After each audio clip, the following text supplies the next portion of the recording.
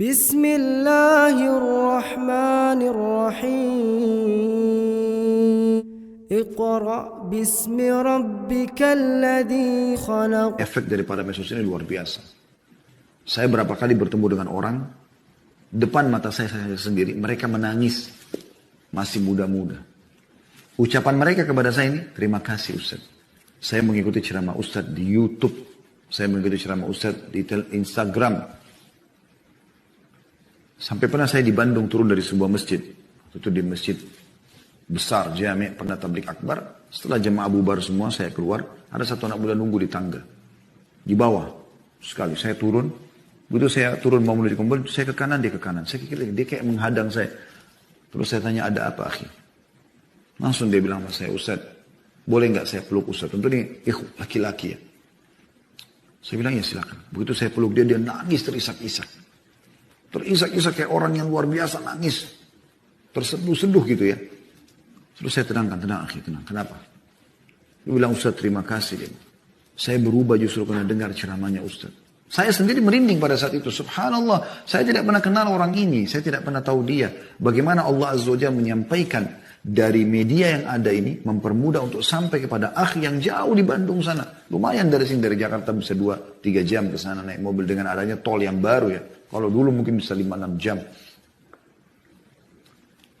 Kemudian dia bilang sama saya, sambil dia menangis, dia mengatakan, orang sampai mengira saya gila Ustaz. Saya berubah total. Dari orang yang tidak kenal Allah, tidak sholat, saya berubah. Kemudian setelah itu dia bilang, bukan cuma itu Ustaz. Dia bilang, saya baru saja menikah. Sambil dia nangis nih, sambil dia tertawa, subhanallah. Setelah itu dia tertawa, dia mengatakan, saya masih mengingat perkataan Ustaz, kenapa nggak nikah nih bujang-bujang? Apakah menunggu Dajjal keluar? Sambil dia tertawa.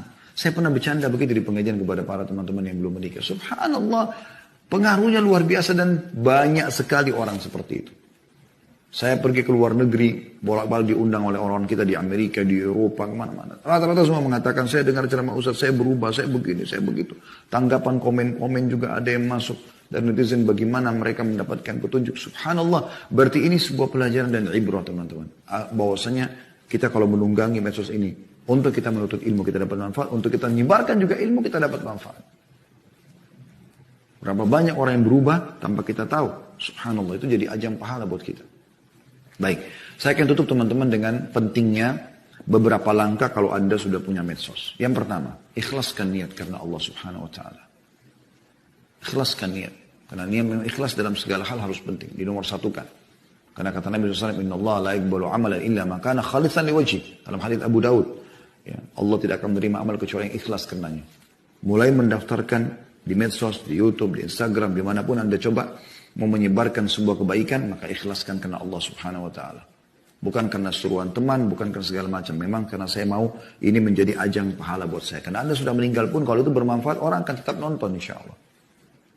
Yang kedua teman-teman sekalian, isi dengan konten-konten yang bermanfaat. Bukan sibuk dengan foto-foto pribadi.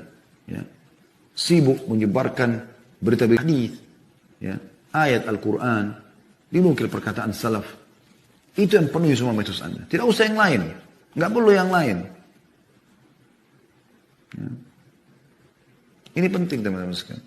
Masalah adanya follower nggak follower itu kuasa Allah Subhanahu wa taala.